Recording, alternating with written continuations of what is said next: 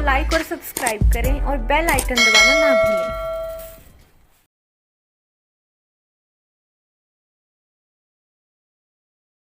एक वक्त हुआ करता था जब साधु सन्यासी अपने तपोवन में जाकर के, अपनी कुटिया में जाकर के, अपने आश्रम में जाकर के संध्या वंदन किया करते थे, तप किया करते थे। तो ऐसी व्यवस्था होने का कार्य होता था। हमने एक साहित्य में पढ़ा है, साहित्यकार लिखता है कि वो घर कभी सुखी नहीं रह सकता कि जिस घर में दो बाप रहते हो। दो बाप मतलब, दो बाप का मतलब ये है कि पिता है और बेटा जवान हो गया है और बेटा भी पिता बन गया है। अब पिता क्या करता है, वो अभी जो बेटा है वो उसके लिए बेटा ही है, छोटा ही है। बेटा कुछ करना चाहता है और पिता बार बार उसको टोक देता है, तो बेटे को बड़ी खिन्नता होती है, बड़ी उदासी होती है। तो इस प्रकार की व्यवस्था जो है हमारे भारतीय समाज में थी। आश्रम व्यवस्था, जिसका नाम दिया जाता था कि आश्रम की व्यवस्था है, जो 4 भागों में बांटी गई थी प्राचीन काल से ही। उसमें 25 वर्षों तक का जो समय होता था वो ब्रह्मचर्य आश्रम का समय होता था कि 25 वर्ष तक जो है 5 वर्ष का बालक घर के आंगन में खेलेगा, घर की शिक्षाओं से ओतप्रोत होगा, क्योंकि जो परिवार है वो इस समाज की सबसे प्रथम पाठशाला होती है बालक के लिए। बालक जो सीखता है वो सर्वप्रथम अपने परिवार में रह करके सीखता है। जो उसकी प्रथम गुरु होती है माँ होती है, माँ से सीखता है। उसके बाद जब 5 वर्ष के बाद उसका किसी विद्यालय या गुरुकुल में प्रवेश करा दिया जाता है तो वो 20 वर्षों तक अपनी विद्या पूरी करता है। तो 20 और 5 25, जब वो 25 वर्षों की अपनी विद्या को पूरी कर लेता है 25 वर्षों में, उस समय को ब्रह्मचर्य आश्रम कहा जाता है। और ब्रह्मचर्य आश्रम के बाद आचार्य उसको उपदेश करता है कि अब वो गृह प्रवेश करे, गृहस्थ आश्रम में प्रवेश करे। और गृहस्थ आश्रम में प्रवेश करके अपने जैसी उत्तम संतान पैदा करे, इस गृहस्थी को अच्छे प्रकार से चलाए और वो समाज के सभी कार्यों को अच्छी प्रकार से निभाते हुए, अपने व्यवसाय को चलाते हुए अपनी जिम्मेदारियों को निभाता है। उसके बाद 25 अपनी जिम्मेदारियों को निभाता है और जिम्मेदारियों को निभाने में अपने पोता पाती का ध्यान रखता है, अपनी जो नाती है उनका भी ध्यान रखता है, समाज का कार्य करता है। और जब 75 वर्ष बीत जाते हैं, 75 वर्ष के बाद जो अंतिम क्षण होता है, अंतिम समय होता है, वो होता है संन्यास आश्रम का। तो 4 आश्रम हुए, ब्रह्मचर्य आश्रम, गृहस्थ आश्रम, वानप्रस्थ आश्रम और संन्यास आश्रम। अब क्या है कि देश और समाज के अंदर जब इतनी बड़ी विकृति आ जाए, इतना बड़ा विकार आ जाए, जो सन्यासी भी, जिनको हम योगी कहते हैं, वो योगी भी लोगों को उपदेश करते हैं कि हमें मोह माया से दूर रहना चाहिए। जो साधु संत बनने का ढोंग करते हैं, वो पहाड़ियों में से आकर के, आश्रम में से आकर के समाज में विकृति पैदा करने का काम करते हैं। उन लोगों को क्या कहते हैं? योगी जी कहते हैं। और जिनकी भाषा भी योग अपनाने के बाद भी, साधु का तो स्वभाव ही साधु होता है, उसे तो कोई अच्छा कहे बुरा कहे, उसका तो सभी के लिए एक ही उत्तर होता है, वो साधु है स्वभाव से। वो समर्पित होते हैं समाज के लिए, समर्पण करने वाले होते हैं। परंतु यहाँ तो वो गद्दी को छोड़ना ही नहीं चाहते। येन केन प्रकारेण श्याम दाम दंड भेद, कोई भी नीति अपनाए पर सत्ता होनी चाहिए। और सत्ता में शामिल होने के बाद, सत्ता में काबिज होने के बाद फिर लोगों को डराने धमकाने का काम करते हैं। क्या साथियों आप बताइए, क्या वो योगी के लक्षण हो सकते हैं? मेरे ख्याल से वो योगी के लक्षण नहीं हो सकते, क्योंकि स्वामी विवेकानंद जी ने भी कहा है कि मानव सेवा, यह प्राणी सेवा ही ईश्वर भक्ति होती है, और जो प्राणियों को डराने का धमकाने का काम कर सकता है वो कभी योगी नहीं हुआ करता। साथियों, आप इस चीज को देख सकते हैं कि मुखौटा योगी का है और योगी के भेष में कोई डाकू काम कर रहा है उत्तर प्रदेश के अंदर। उत्तर प्रदेश के लोगों के पास कोई विकल्प नहीं था, विकल्प पैदा हुआ। आज आम आदमी की पार्टी की जो सरकार दिल्ली के अंदर काम कर रही है, वो लोकसभा का में उत्तर प्रदेश के अंदर काम करने का कार्य करेगी, और उत्तर प्रदेश में लोकसभा से अपने मेंबर ऑफ पार्लियामेंट बना करके लाएगी, तब वो दिल्ली के अंदर अपनी सरकार बनाने का कार्य करेगी। तो साथियों, मैं यही बताना चाहता हूं, वहां की भौगोलिक परिस्थितियां कुछ और हैं, जहां धर्म के नाम पर दंगे करवाए जाते हैं। हरियाणा बहुत ही शांतिप्रिय प्रदेश है। पहले की जो स्वास्थ्य व्यवस्थाएं थी बड़ी ही दयनीय थी। उन स्वास्थ्य व्यवस्थाओं के चलते हमें पूरा दिन भर लाइनों में लगा रहना पड़ता था। अब वो महज समस्याएं हमारी 10-15 मिनट से ज्यादा की नहीं होती।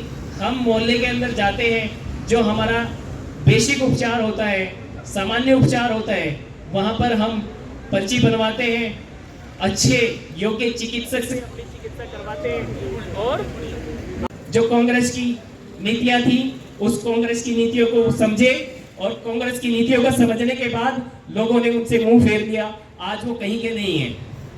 वो सोचते होंगे कि परिवार, उनका जो परिवारवाद का जो खेल था वो खत्म हो चुका है। उसका परिणाम, ताजा परिणाम पंजाब के अंदर देख सकते हैं।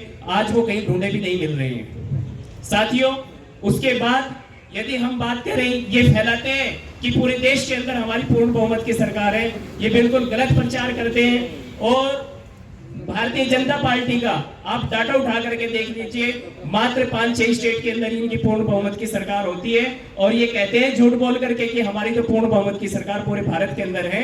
कई प्रदेशों ने इनको समूल रूप से वहां से हटाने का कार्य किया, और हटा करके इनको दिखाया। वही कार्य आज हमें हरियाणा के अंदर करना है। हरियाणा को हमें बचाना है। आज हमें बड़े भाई से सीखना है। बड़ा भाई कौन है? मैं ऐसा मानता हूं कि बड़ा भाई हमारा पंजाब है, और छोटा भाई हम हरियाणा है।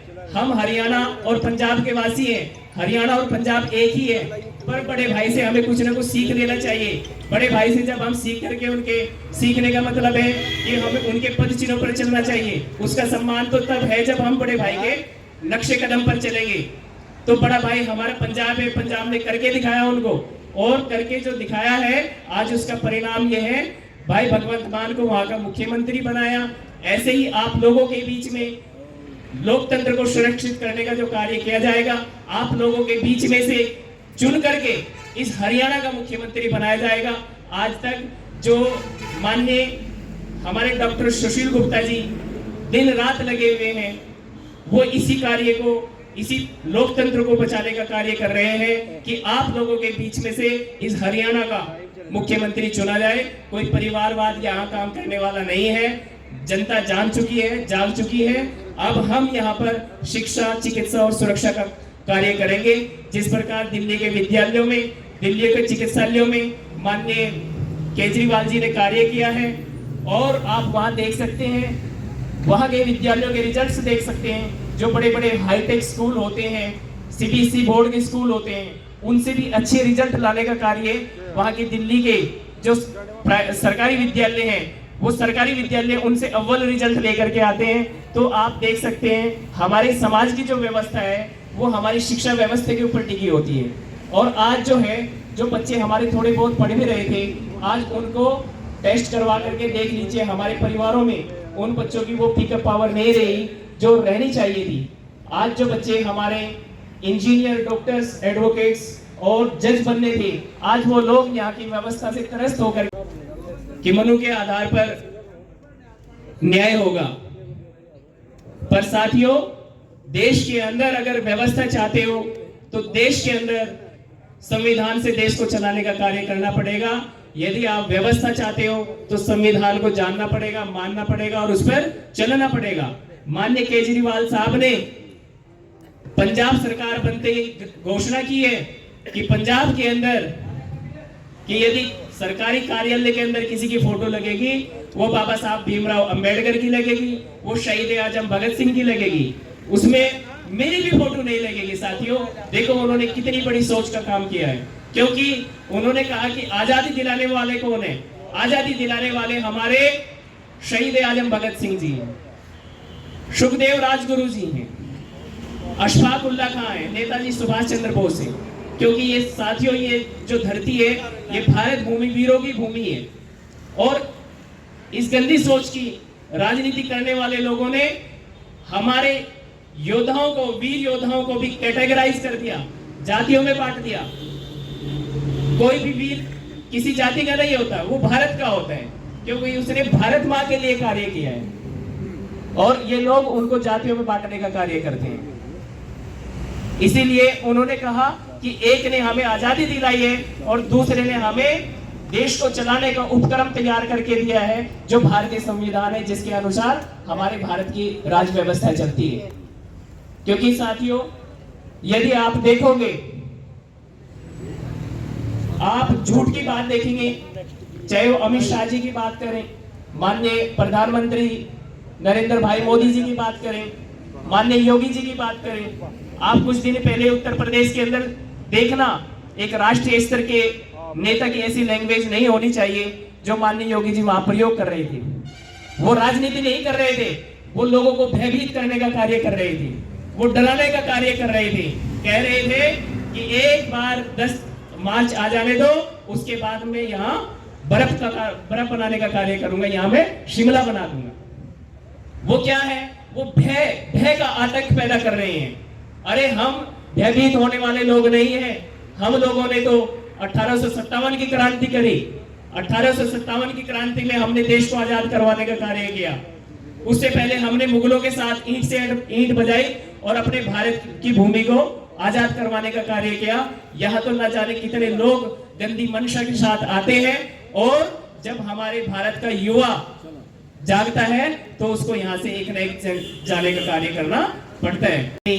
जो उन्होंने पूंजी पढ़ाई लिखाई में लगाई है, अपना अमूल्य समय लगाया है, उसका कहीं ना कहीं उनको कुछ मिले, पर ऐसी व्यवस्था सरकार नहीं कर रही है। आप पिछले 10 वर्षों का इतिहास देख लीजिए, जब से भारतीय जनता पार्टी की सरकार हरियाणा में आई है, कभी तो ये कंप्यूटर शिक्षक को निकालने का कार्य करते हैं, कभी ये पीटीआई शिक्षक को निकालने का कार्य करते हैं, कभी ये हरियाणा के अंदर उच्च शिक्षा आयोग के माध्यम से प्रोफेसर्स को निकालने का कार्य करते हैं। जो आज शिक्षक को सम्मान मिलना चाहिए, वो पंचकुला की सड़कों के ऊपर धूप, गर्मी, सर्दी सब सहन करता है, और बेचारा आए दिन धरने लगा करके बैठा रहता है।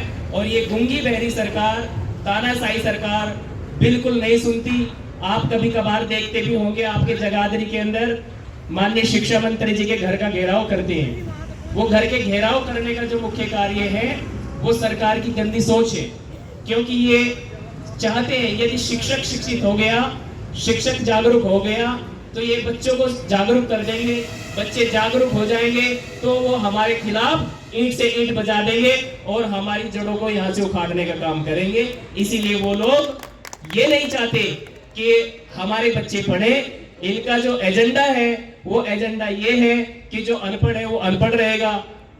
जो आज की जो स्थिति है वो ये है कि जो गरीब है वो गरीब होता जा रहा है, जो अमीर है वो अमीर होता जा रहा है। उसका कारण क्या है?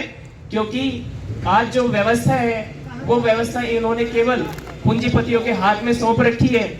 आज जो देश है वो भारतीय जनता पार्टी से नहीं चलता, वो अडानी और अंबानी से चलता है। आए दिन आप सुन करके देखिए, गूगल पर सर्च करिए, आज कभी रेल मंत्रालय को बेचने का काम किया जा रहा है, आज कभी विमान मंत्रालय को बेचने का काम किया जा रहा है, आज कभी शिक्षा का व्यापारीकरण करने का काम किया जा रहा है। तो इतने मुद्दे हैं साथियों कि किसी भी तरफ से आप उठा लीजिए और वहां से आपको पता चलेगा कि कहां कहां तक कितनी गंदी सोच के तहत ये लोग हमें तोड़ने का काम कर रहे हैं। और साथियों ये सरकार क्या काम करती है? ये वैमनस्य पैदा करती है समाज के अंदर, वैमनस्य भाईचारे को खत्म करने का काम करती है। किसी भाई का हिंदू मुस्लिम के साथ, हिंदू का मुस्लिम से और मुस्लिम का हिंदू से काम चल रहा है, तो ये उसके अंदर उनके बीच में दरार डालने का काम करते हैं। ये आपस में जो वर्ण व्यवस्था है उसको ला देने का काम करते हैं। इन्होंने उत्तर प्रदेश के अंदर भी एक, मैं आज का नौजवान कहलाता हूँ। खून को तो कोसते हैं, गंगा जल से कस्में खा लेते हैं और अपने आप को नौजवान कह लेते हैं। हाँ, किसी के बहते आंसुओं से तकदीर की तहरीर लिखवाता हूँ, मैं आज का नौजवान कहलाता हूँ। किसी के बहते आंसुओं से तकदीर की तहरीर लिखवाता हूँ, मैं आज का नौजवान कहलाता हूँ। लाइक ये व्यंग्य है मेरा आज की सत्ताधारी पार्टियों के ऊपर। वो दूसरों के आंसुओं को नहीं देखते, उनका हक छीन लेते हैं और उनका हक छीन करके अपने भव्य भवन बना लेते हैं। तो यहीं पर मैंने कहा है, किसी के बहते आंसुओं से तकदीर की तहरीर लिखवाता हूँ, मैं आज का नौजवान कहलाता हूँ। अरे नौजवान तो वो हैं जिन्होंने 23 वर्ष की आयु में बलि वेदी पर अपने प्राणों को न्यौछावर कर दिया, उसे जवानी कहते हैं। अपने दम पे किया है हासिल मुकाम मैंने, अपने दम पे किया है हासिल मुकाम मैंने, माँ बाप की दुआ भूल जाता हूँ, मैं आज का नौजवान कहलाता हूँ, मैं आज का नौजवान कहलाता हूँ, मैं आज का नौजवान कहलाता हूँ। अब आप देखिए आजकल वो माता पिता की उन जो दुआओं को भूल जाते हैं, जो कहीं मंदिर मस्जिद गुरुद्वारा मज़ारों पे जा करके बड़ी मन्नतों से उसे मांगते हैं, उसको जन्म देते हैं, उसको पालते हैं, पोसते हैं, पढ़ाते हैं, लिखाते हैं, और फिर उनको सुनने में क्या मिलता है कि पिताजी आपने मेरे लिए किया ही क्या है। तो एक पंक्ति जो है मेरी यही है कि अपने दम पे किया है हासिल मुकाम मैंने, अपने दम पे किया है हासिल मुकाम मैंने, मैं माँ बाप की दुआ को भूल जाता हूँ, मैं आज का नौजवान कहलाता हूँ। धन्यवाद साथियों।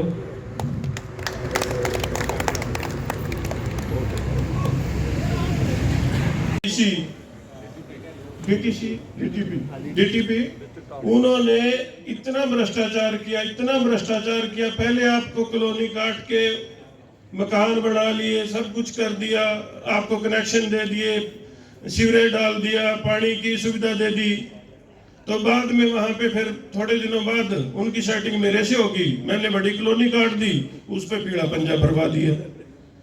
बलविंदर जी ने वो मुद्दा उठा दिया वहां कि जब आप पहले इनको लोगों को यहाँ बसा रहे हो, इनको पाइप दे रहे हो, कनेक्शन दे रहे हो, कॉलोनियां काट रखी हैं, रजिस्ट्रियां करवा रखी हैं, अब ये अवैध कैसे होगी है? एक पब्लिक की आवाज उठाना, उस चीज का इन्होंने, वो इनका दिल जानता है, जो इनका नुकसान हुआ है वो कोई भरपाई नहीं कभी कर सकता। जो इनका पारिवारिक नुकसान हुआ है, जो इनको चोट लगी है, इनको प्रताड़ित करने के लिए, जलील करने के लिए पुलिस ने अपने तरीके से काम किया, पर सरकार ने अपने तरीके से इतना प्रेशर डाला, लेकिन ये आपके सामने बैठे हैं, इन्होंने हार नहीं मानी और अपनी लड़ाई लड़ी। उस लड़ाई को आज सारा देश प्रदेश सब देख रहा है कि किस प्रकार से आज भी करनाल में जो प्रदर्शन हुआ, कितने शर्म की बात है उस मुख्यमंत्री के लिए, उसका खुद का डिपार्टमेंट हो और वो ये कहे कि मेरे को तो पता ही नहीं चीजों का। शरेआम धांधली, शरेआम गुंडागर्दी आप सब देख रहे हो। करनाल हमारे से दूर नहीं है, करनाल तो हमारे साथ है। तो इस प्रकार के भाई साहब ने संघर्ष करे, मुद्दे उठाए, आज वो सबके सामने। आप किसी को ये नहीं अब शक रहा भाई कौन गलत था कौन सही था। तो ये सरकारों की पॉलिसियां ऐसी हैं, ये हमें यहीं तक सीमित रखना चाहती हैं। आज की जो नई सोच आई है हमारी एजुकेशन की तरफ, हमारे बच्चों के भविष्य हमें पढ़ाने की तरफ जो नीति बढ़ रही है, जो हमारे स्वास्थ्य के प्रति नीतियां बढ़ रही हैं, जो हमारे रोजगार की नीतियां बढ़ रही हैं कि हमें ये अपनी जमीनें बैंकों में रख के या बेच के विदेशों में न जाना पड़े, तो उसके लिए ये जो विकल्प है, श्री अरविंद केजरीवाल जी, आम आदमी पार्टी, आप सब ने, हम सब ने संघर्ष करना है, मेहनत करनी है और उस मेहनत का फल भगवान बिल्कुल आपको देगा। इन्हीं शब्दों के साथ मैं आप सबका धन्यवाद करता हूं, स्वागत करता हूं। जय हिंद, जय भारत। अपने कार्य भी कर सकते हो, आप सुरक्षित भी हो, आप शिक्षित भी हो। तो इसीलिए हम सब ने अपनी जिम्मेवारियों को समझ के अपने अपने तरीके से, अपने अपने भाईचारे से, क्योंकि हमारे साथ कई प्रकार के ये लोग किसी को डराने का काम करेंगे, किसी को कुछ प्रकार से किसी प्रकार से प्रलोभन दे के अपने अपने लालचों में फंसाने का काम करेंगे। लेकिन हमने भी पंजाब की भांति, पंजाब वालों ने झंडा किसी का लगा रखा था क्योंकि वो खूंखार थे। मेरा झंडा नहीं लगाओगे तेरे को देख लूंगा, तेरा ये कर दूंगा, तेरा वो कर दूंगा। उनकी बेचारों की मजबूरी थी, झंडा तो लगा दिया उन्होंने उनका, और जो उन्होंने काम करना था पूरे तरीके से, सही तरीके से अपना काम किया, पूर्ण बहुमत की सरकार बनाई। जब उनके लिए हम भी उनके उज्जवल भविष्य की कामना करते हैं कि अच्छी सरकार चले, लोगों के विश्वासों पे खरी उतरे, जो उपेक्षा, जो उम्मीदें आम जन की थी उन कसौटियों पे खरे उतरे। इन्हीं दुआओं के साथ, इन्हीं शब्दों के साथ आप सबका पुण्य दोबारा बहुत बहुत धन्यवाद। जय हिंद, जय भारत। विदेश जाऊंगा, पढ़ करके मुझे यहाँ क्या लाभ होने वाला है, उसको यहाँ अपना फ्यूचर सेफ नहीं दिखाई देता, इसीलिए वो विमुख होकर के, दुखी होकर के बाहर का रास्ता अपना लेता है। और जो हमारे इंटेलिजेंट बच्चे हैं, इंटेलेक्चुअल बच्चे हैं, जो प्रतिभावान बच्चे हैं, वो बाहर का रास्ता देख लेते हैं और वापस भारत में आने की तरफ मुंह तक नहीं करते। उसका मुख्य कारण क्या है? यहाँ की सामाजिक व्यवस्था, यहाँ की राजनीतिक व्यवस्था, यहाँ की न्याय व्यवस्था। तो इस सभी व्यवस्थाओं का परिवर्तन करना है तो साथियों हम एक बार आवाज दें, हम सब एक आवाज दो, ठीक है साथियों। जब हम एक विचार पर चलेंगे, क्योंकि माननीय केजरीवाल साहब की नीति और नियति बिल्कुल साफ है। उन्होंने दिल्ली के अंदर व्यवस्था को परिवर्तन करके दिखाया है और पंजाब में भी अब शुरू हो गया है। अब हरियाणा की बारी है। हरियाणा को जब हम जीत लेंगे तो निश्चित रूप से यहाँ व्यवस्थाओं का परिवर्तन होगा और आने वाले समय में जो हमारे प्रतिभावान बच्चे हैं वो यहीं पर अच्छे डॉक्टर्स बन करके आएंगे, इंजीनियर्स बन करके आएंगे, यहीं पर जज बनेंगे। अन्यथा उनको फिर यूक्रेन जैसे कंट्री में जाने की जरूरत नहीं पड़ेगी। यदि हमारे देश के अंदर यहाँ पर विद्यालय अच्छे हो, मेडिकल कॉलेज हो, तो हमारे बच्चों को फिर यूक्रेन जैसे देश में जाने की जरूरत ही क्या है। वो बेचारे मजबूरी में जाते हैं, उनको एक नीति के तहत भेजने का काम किया जाता है। तो साथियों मैं आप लोगों से पुनः आग्रह करता हूं, हम सब इस कार्य में लग जाएं, दूर दराज जहां भी हमारी पहुंच है हम सभी से बात करें और इस तानाशाही सरकार को उखाड़ने का हम काम करें, ऐसी मेरी आप लोगों से अपील है। और मैं हमारे बीच में कनौली गांव से जो साथी आए हैं, मैं उनका भी यहाँ पर आने पर हृदय से धन्यवाद करता हूँ। भाई जसमेर सिंह कनौली, भाई करनैल सिंह कनौली, भाई रजत सिंह कनौली, भाई शमशेर सिंह कनौली, बड़े परिश्रम से लिखी गई हैं। पढ़ा लिखा हूँ कमाता हूँ, पढ़ा लिखा हूँ कमाता हूँ, मैं आज का नौजवान कहलाता हूँ। पढ़ा लिखा हूँ कमाता हूँ, मैं आज का नौजवान कहलाता हूँ। एकल से एकलव्य बना हूँ मैं, एकल से एकलव्य बना हूँ मैं। एकल मतलब एक अंगूठे, अंगूठे के बिना। एकल से एकलव्य बना हूँ मैं, वृहदता को छोड़ करके संकीर्णता अपनाता हूँ। वृहदता को छोड़ करके संकीर्णता अपनाता हूँ, यानी मेरे सामने बहुत बड़ी अपॉर्चुनिटी पड़ी है, मैं उतनी अपॉर्चुनिटी को अपनाना नहीं चाहता और छोटे की तरफ लगता हूँ। और होना क्या चाहिए, हमें बड़ी अचीवमेंट लेने की बात करनी चाहिए, बड़े की तरफ बढ़ना चाहिए। तो यहाँ यही कहा है कि वृहदता को छोड़ संकीर्णता अपनाता हूँ, मैं आज का नौजवान कहलाता हूँ। क्योंकि जो उसका विजन है, जो आज की युवक का जो विजन है वो छोटा सा रह गया है। वो अब्दुल कलाम साहब जैसी सोच नहीं रख रहा है। अब्दुल कलाम साहब ने सोचा, विचारा, चिंतन मनन किया और इतनी बड़ी अचीवमेंट ली। भारत तो क्या, विश्व भर में उन्होंने भारत का नाम रोशन करने का जो काम किया। हमारी बहन डॉक्टर कल्पना चावला, उन्होंने छोटा नहीं सोचा, बड़ा सोचा।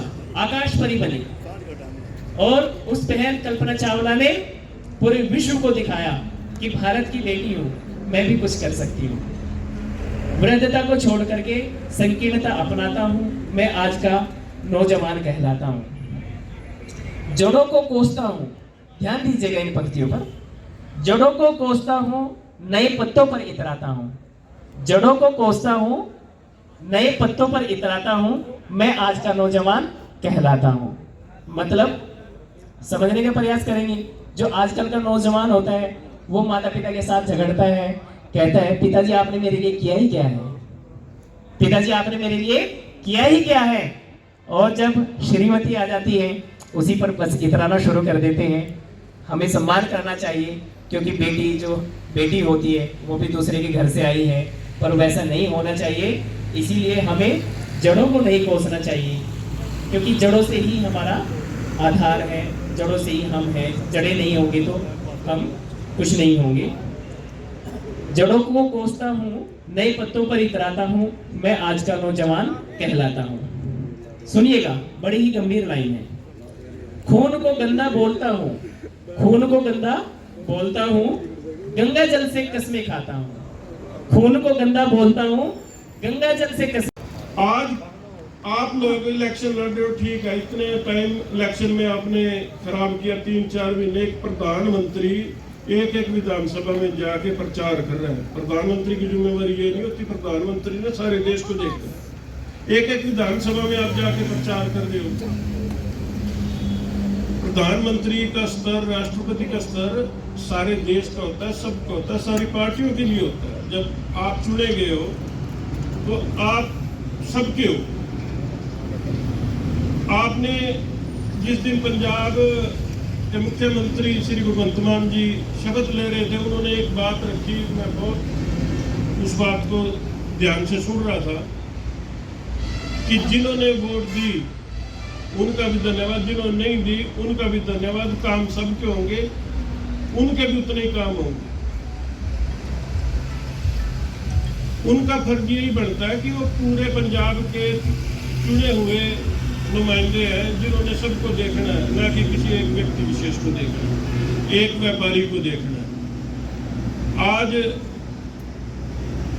अडानी है, अंबानी है, उनके लिए तरह तरह के बहाने बना के कोई रोड निकाल दिया जो उनके गोदामों में जाएगा, कहीं उनकी रेल लाइन के लिए पटड़ी बिछेगी उसके लिए जमीन एक्वायर कर दी।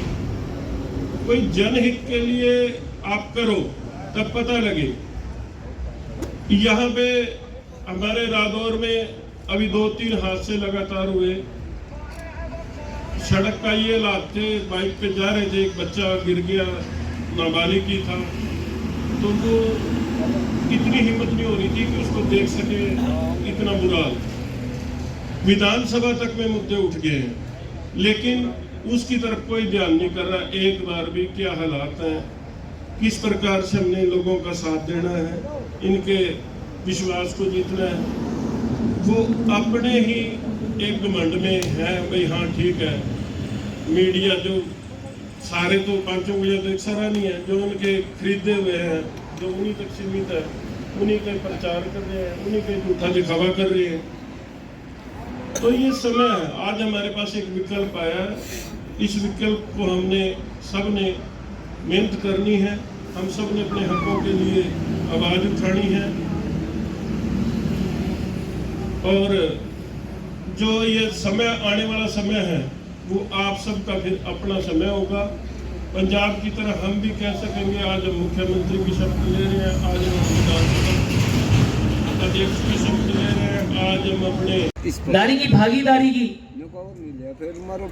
अब नारी की भागीदारी की जब हम बात करते हैं, संवैधानिक बात करते हैं, तो संविधान के हिसाब से देखिए बाबा साहेब ने नारी को 50% के रिजर्वेशन की बात कही है, बराबर की अधिकार देने की बात कही है। और जो ये सरकार है, इस सरकार के अंदर जो केवल और केवल उनका गुणगान करने वाली माताएं बहनें हैं, ये केवल उन्हीं को प्राथमिकता देते हैं, अन्यथा ये कहीं टिकट देने का भी कार्य महिलाओं को नहीं करते। और जो आम आदमी की पार्टी की सरकार है, आप दिल्ली के अंदर देखिए जा करके, वहां बराबर का अधिकार है। वहां सभी को छोटे से स्तर से लेकर के और बड़े स्तर तक पार्लियामेंट में लेकर के आने का काम आम आदमी की पार्टी ने किया है। और माताओं बहनों के लिए अभी एक घोषणा जो पंजाब के अंदर माननीय केजरीवाल जी ने की थी कि मैं प्रत्येक बहन के खाते में 1,000 रुपया भेजने का काम करूंगा। क्योंकि 1,000 भेजने का जो काम करने की जो बात कही है, उन्होंने कहा है कि जो हमारी बुजुर्ग माता है उसकी पेंशन आती है वो भी आएगी और 1,000 रुपया भी आएगा। क्योंकि हमारी माताओं बहनों को जो आर्थिक समस्याएं होती हैं, हर बात के लिए हमें पति को या पिता को कहना पड़ता है, उस समस्या को खत्म करने का काम माननीय अरविंद केजरीवाल साहब ने किया है। और वो जो उन्होंने घोषणा की थी वो जल्दी ही पंजाब के अंदर लागू होने वाली है। तो साथियों, उन्होंने माताओं बहनों को भी सशक्त बनाने की जो प्रक्रिया चलाई, सशक्त बनाने का जो कार्य किया, आज निडर होकर के दिल्ली के अंदर देखिए, वहां की बसों के अंदर कंडक्टर भी बहनें होती हैं। इतना अच्छा सुशासन दिल्ली के अंदर है। पहले जब हम लोग दिल्ली में जाया करते थे, हमें डर लगता था कि कहीं हमारी जेब न कट जाए। आज इतना अच्छी व्यवस्था वहां पर सुरक्षा की है, वहां किसी की हिम्मत तक नहीं होती, क्योंकि वहां की बसों के अंदर भी सीसीटीवी कैमरे लगे हुए हैं। सीसीटीवी कैमरे लगे हुए हैं। जो मूलभूत जरूरतें हैं, वहां के जो टीम है वो इस प्रकार से काम करती है, किसी को भी जो समस्या होती है वो तुरंत जाती है।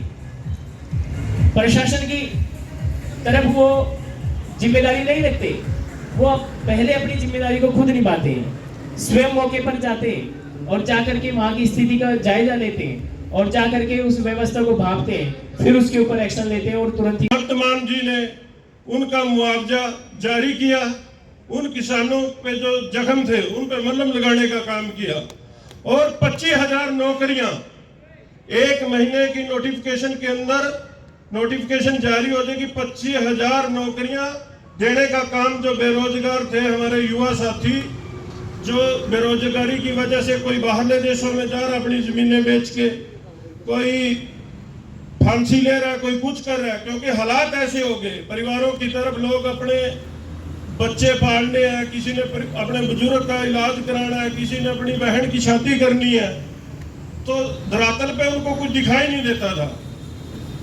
तो वो निराश होकर कोई जमीनें बेच के बाहरले देशों में जा रहा है, कोई कुछ कर रहा है, कोई कुछ कर रहा है। तो अब उनको जो आस जगी है, वो आस ये सरकार ने दिखा दिया कि हम आप लोगों को भाषण नहीं देंगे, हम कार्य करके दिखाएंगे। हम करने में विश्वास रखते हैं, ना कि कहने में।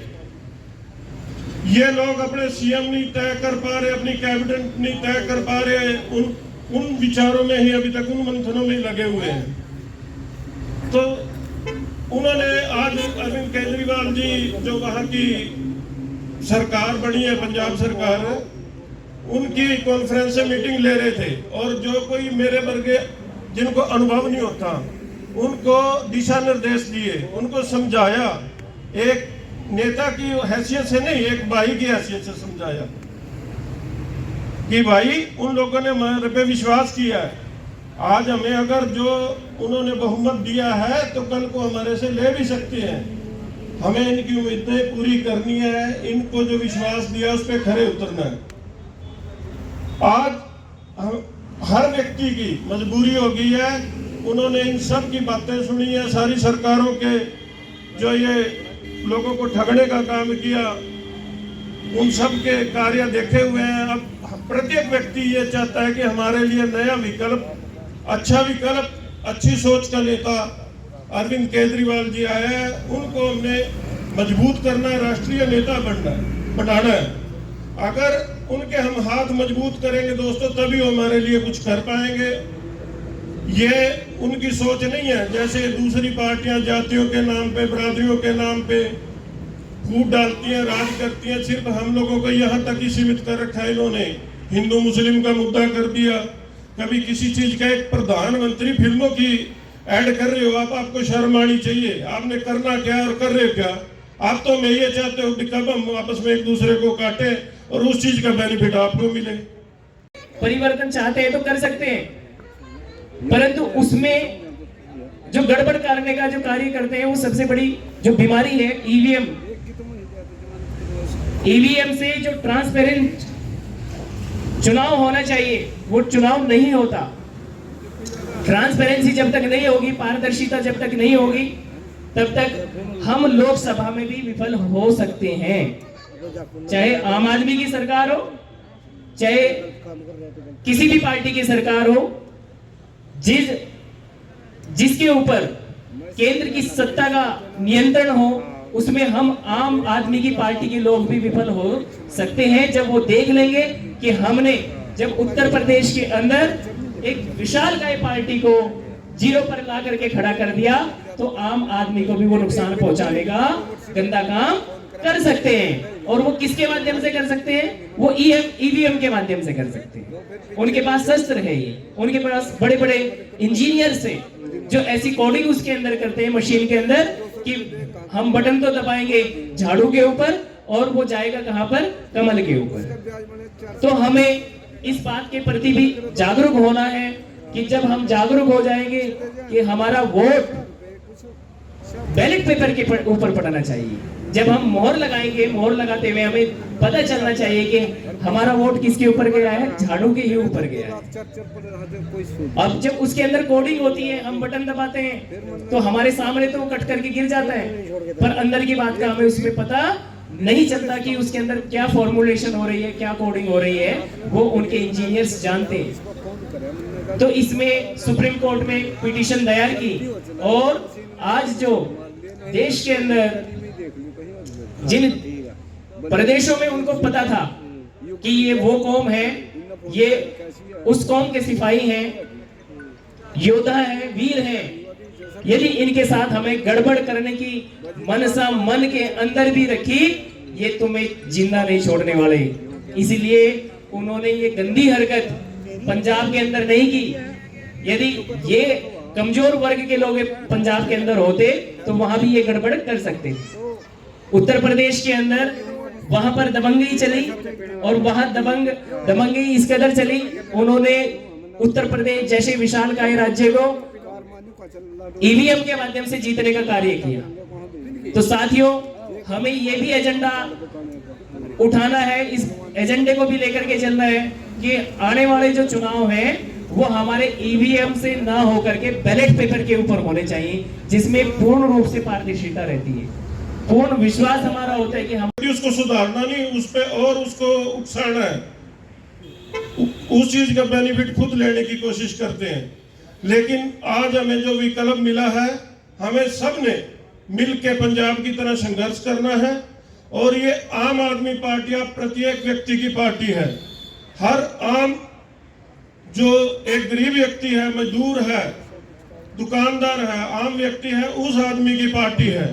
तो हमें अपनी पार्टी के लिए हर एक व्यक्ति का हमारा अपना फर्ज बनता है कि हम संघर्ष करें, अपने वार्डों में बूथ लेवल पे हम अपनी पार्टी को खुद खड़े करें, मजबूत करें।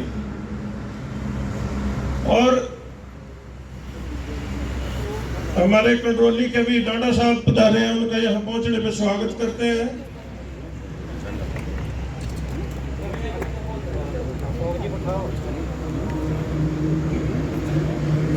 इसी प्रकार हर व्यक्ति ने अपनी जिम्मेदारी को समझ के पूरा करना है। संगठन को मजबूत करने के लिए हर एक व्यक्ति ने अपनी जिम्मेदारी समझ के अपना काम करना है, क्योंकि यहाँ पे हर व्यक्ति, ये जो आप मेहनत करोगे उसका फल आपको जरूर मिलेगा। जो आम व्यक्ति थे वहां पे पंजाब में, उनका आपने देख लिया। जो मुख्यमंत्री चन्नी कहता था मैं 2 सीटें दे दो मेरे को, दोनों आपकी झोली में डाल दूंगा। एक आम घर का इंसान जो एक फोन रिपेयर करता था, उन्होंने उनको आईना दिखा दिया कि ये पब्लिक किसी को भी चाहे घर से निकाल के उसी को हीरो बना सकती है, और जो ये लोग छल कपट करते हैं उनको घर बैठा सकती है। तो इन्हीं हमारे बीच में पहले परिचय दे रहे थे हमारे से पहले वक्ता जी। मैं अभी परिचित नहीं हूँ पूरा संगठन से, क्योंकि मैं भी पहले कांग्रेस पार्टी का ही सदस्य था, लेकिन वही बात है कि वहां सिर्फ हम तो इन्हीं काम में रह गए थे। उसने उसके गुट में नहीं जाना, उसने उसके गुट में नहीं जाना, उनकी सुलह हुई नहीं, हम यहीं तक सीमित रह गए। वो कह रहे उसके उसमें न जाना, वो कह रहे उसके उसमें न जाना, हम तो यहीं तक सीमित थे बस। अब पता लगा कोई किसी के लिए नहीं, सिर्फ एक सोच है, हर व्यक्ति ने अपनी जिम्मेदारी समझनी है, हर व्यक्ति ने अपना अपना कर्म करना है, उसका फल उसको, जो वहां के हमारे मेन है केजरीवाल जी, हर व्यक्ति को उसका फल वो अपने तरीके से अपने आप समय आने पे सबको मिलेगा। बलविंदर जी हमारे पार्षद जी हैं करनाल से, इनका परिचय भाई साहब दे रहे थे। आपको पता है जो महकमा हमारे मुख्यमंत्री जी के पास है ना,